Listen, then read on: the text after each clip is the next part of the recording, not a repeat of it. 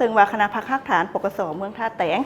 ประเมินการก่อสร้างพักปลอดใสเข้มแข็งนักแน่นปี 2025 ในวันที่ 15 ธันวาคม 2025 นี้เนาะคณะพักทักฐานปกสเมืองท่าแตงได้ประเมินการจัดตั้งปฏิบัติแผนการก่อสร้างหน่วยพักปลอดใสเข้มแข็งนักแน่นปี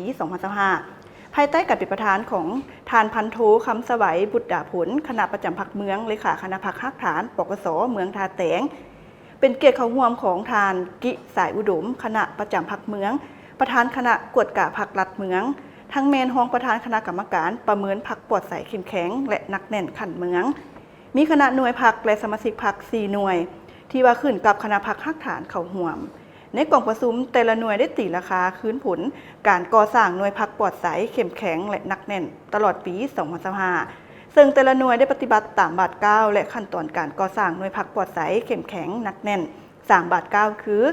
บาท9การสร้างแผนบาท9การจัดตั้งปฏิบัติและบาท9สรุปประเมินซึ่งแต่ละบาท9เห็นได้ว่าแต่ละหน่วยได้เอาใจใส่เป็นเจ้าการสร้างแผนการก่อสร้างหน่วยพักปลอดใสเข้มแข็งนักแน่นประจำปีติดพันกับการจัดตั้งปฏิบัติเวียกงานวิชาเฉพาะในนี้ได้นำพาด้านการเมืองนำพาด้านแนวคิดนำพาด้านการจัดตั้งนำพาด้านแบบแผนและวิธีเหตุเวียกนำพาปฏิบัติหน้าที่การเมืองด้วยการยึดมั่นหลักการรวมศูนย์ประชาธิปไตยนำพาเป็นหมู่คณะพร้อมปฏิบัติวิชาเฉพาะในหน่วยงานของตนด้วยความรับผิดชอบที่สูงถูกต้องตามขั้นตอนและระเบียบกฎหมายซึ่งแสดงออกแต่ละหน่วยปฏิบัติได้90ส่วนห้อยขึ้นไปจัดประเภทของแต่ละหน่วยในระดับขั้นแขวงคณะพักทักฐานปกสเมืองท่าแตงประกอบมี4หน่วยพักขึ้นกับหน่วยพักของการปกสมีสมาชิกพักทั้งหมด44สหายเป็นหญิง9สหายหน่วยพักแผนกตำรวจมีสมาชิกพักทั้งหมด29สหายเป็นหญิง2สหายหน่วยพักแผนกสันติบาลมีสมาชิกพัก32สหายเป็นหญิง6สหาย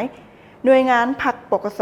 กลุ่มบ้านมีสมาชิกพักทั้งหมด48สหายเป็นหญิง3สหายอันนี้ก็ถือว่าคณะพักทักฐานปกสเมืองท่าแตงประเมินการก่อสร้างพักปลอดใสเข้มแข็งนักแน่นประจำปี 2025 แล้วขอบใจข้อมูลข่าวสารจากรัตนพร กล่อมไสสวัสดิ์